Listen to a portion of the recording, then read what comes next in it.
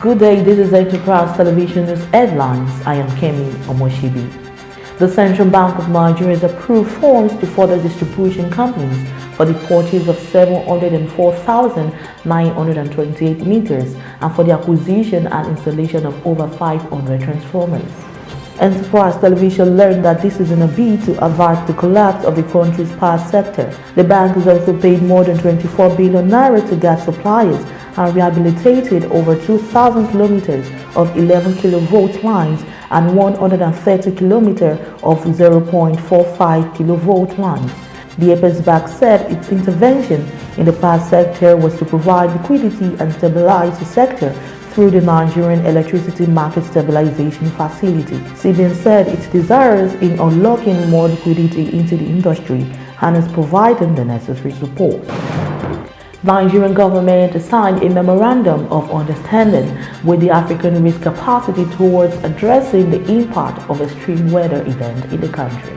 According to our findings, the signing is also to provide training support for government personnel. The signing ceremony, which happened at the annual meeting of the African Development Bank in Busan, Korea, came on the eves of the bank's president, Akinwumi Adesina's pledge to support the work of the ARC in the region.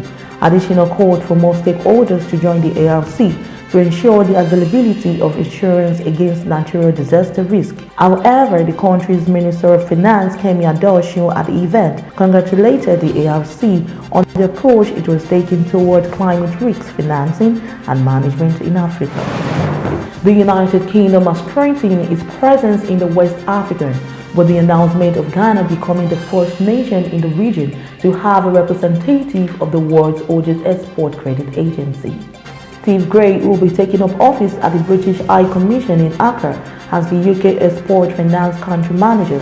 We work closely with the Department for International Trade team to strengthen trading relations between Ghana and the United Kingdom, reaffirming the UK government ambitions for more trade with the Ghanaian market. Enterprise Television gathered that through its local presence in Accra, UKEF is strategically positioned to provide competitive and innovative finance to Ghanaian and West African companies looking to do business in the UK. Further evidence that the British government is committed to growing its trade relationship with its African partners. This appointment follows the recent announcement that the UK government is increasing the export finance cover available to the Ghanaian market from £125 million to £500 million.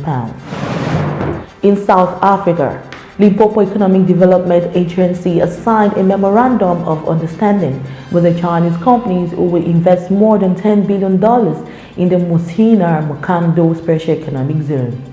The signing ceremonies of 8 of the Memorandum of Understanding took place in Beijing. CEO of Limpopo Economic Development Agency, Ben Falele, said that the Musina-Makhado Special Economic Zone was advancing very fast and generating a significant amount of interest among potential investors. He said the signing will be followed by due diligence as technical representatives of the companies visit the Special Economic Zone to do various assessments on the ground before implementing their plan. He revealed that the positive impact of the Special Economic Zone is to extend to other parts of Limpopo and other African countries such as Zimbabwe and Mozambique.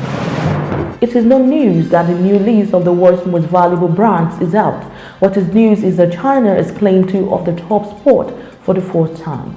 Alibaba has joined the top 10 alongside Chinese tech group Tencent, as well as stalwarts such as Google and Apple. Ranked at number 9, Jack Ma's Alibaba has been its brand value nearly double to $113 billion as the e-commerce company has expanded further into fields such as mobile payment and cloud computing. Shenzhen-based Tencent broke into the annual Brand Z Top 10 ranking in 2017 and has gone from strength to strength over the past year. It's now holds 5th place behind Google, Apple, Amazon and Microsoft, but above Facebook, with a brand value of $179 billion, up 65% compared to last year. Tencent specializes in online games, apps, instant messaging services and online payment. It boasts a market capitalization of $490 billion, making it worth more than America's most valuable bank, JP Morgan Chase.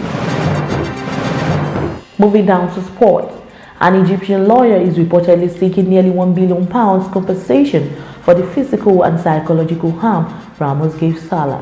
This occurred after his much debated challenge during the UEFA Champions League final on Saturday. Liverpool star Mark was forced off the pitch in tears in the first half of Saturday evening's Champions League final in Kiev, which Ramos Real Madrid went on to win 3-1. A competition calling for retrospective punishment on Ramos smashed his initial target and has well over 370,000 signatures.